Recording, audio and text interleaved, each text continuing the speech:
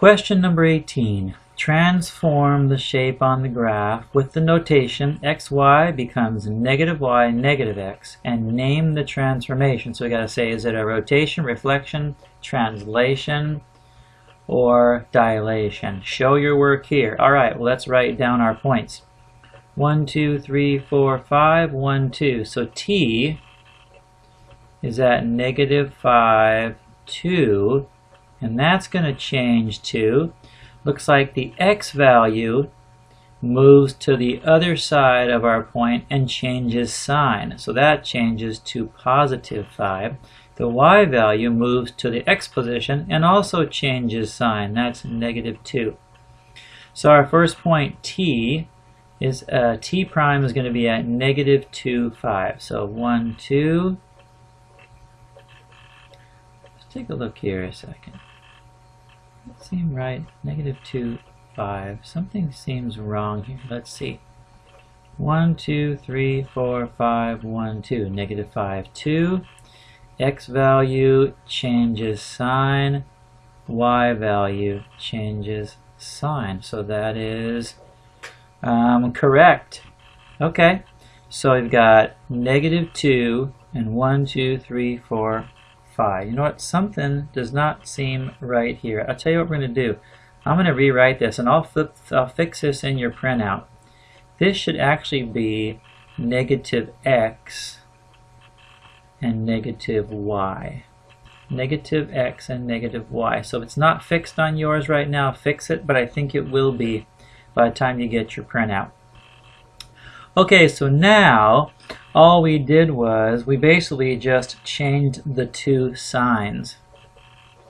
That's a whole different ball game here.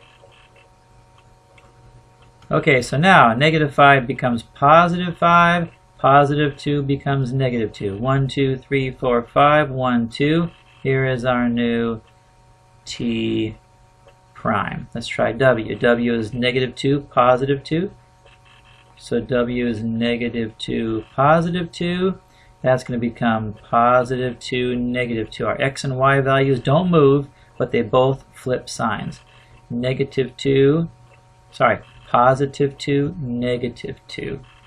Here is our w prime.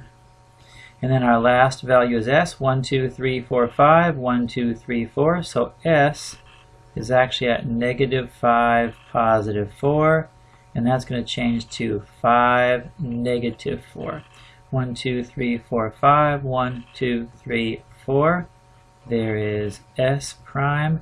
Let's connect those together and see what it looks like.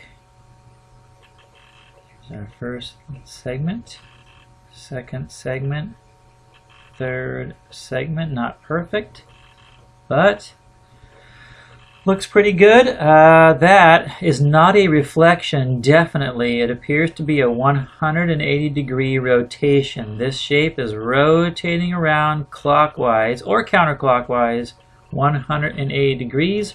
So I'm going to say this is a rotation. I only had a couple choices, class. It's definitely not a translation.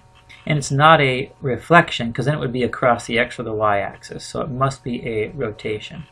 Alright, let's go to the next one, number 19. And notice real quick, class, you want to go ahead and write the workout, because that tells you where your prime notation goes. It tells you where the final resting place of the new image points were. If you don't do this, a lot of times you'll guess the wrong letters here. Okay, let's do the next one. Transform the shape on the graph with the notation xy becomes x negative y and name the transformation. Okay, let's go through our work. I'll do C first. 1, 2, 3, 4, 1. So C is at 4, comma, negative 1. That's going to change to the x value stays the same. The y value stays in the same position also, but changes to negative. So negative 1 now becomes positive 1. So we've got a 1, 2, 3, 4, 1. I can already tell what this transformation is going to be. That's going to be C prime. Let's do A next.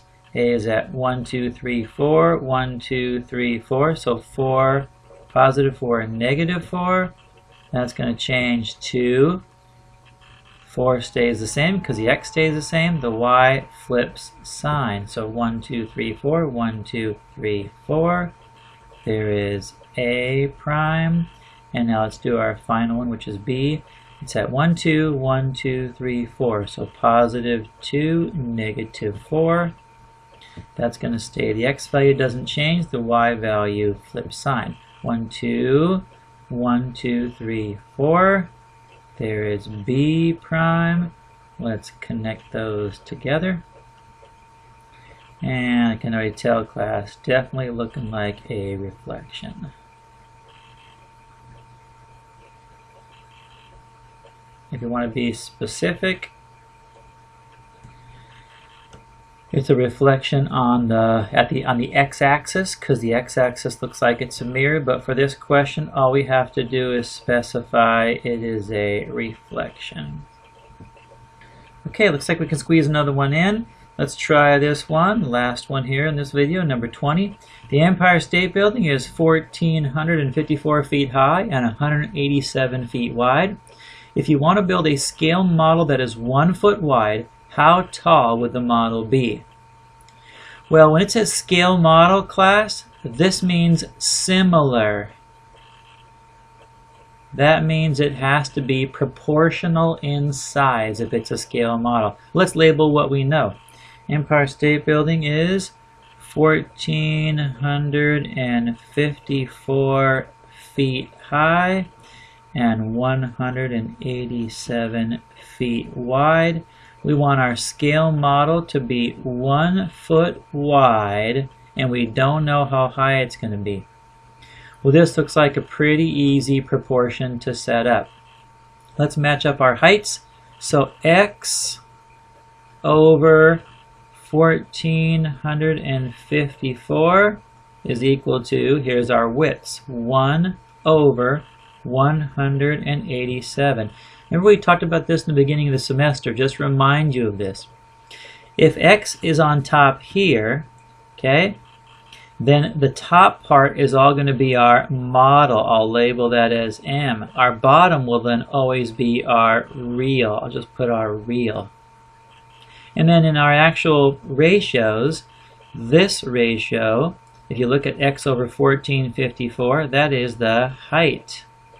Those go together. And then this ratio is our width. So you can see how everything matches up. If you don't do this and you flip this one around, you will get a wrong answer. Let's finish this up. Cross multiply. X times 187 is 187x. 1,454 times 1 is just 1,454. We'll divide both sides by 187. And we end up with a number of 7.8. And that is going to be in feet. We can answer this question. The model will be 7.8 feet tall. And there you go. All right, we will wait until the next video to do question number 21.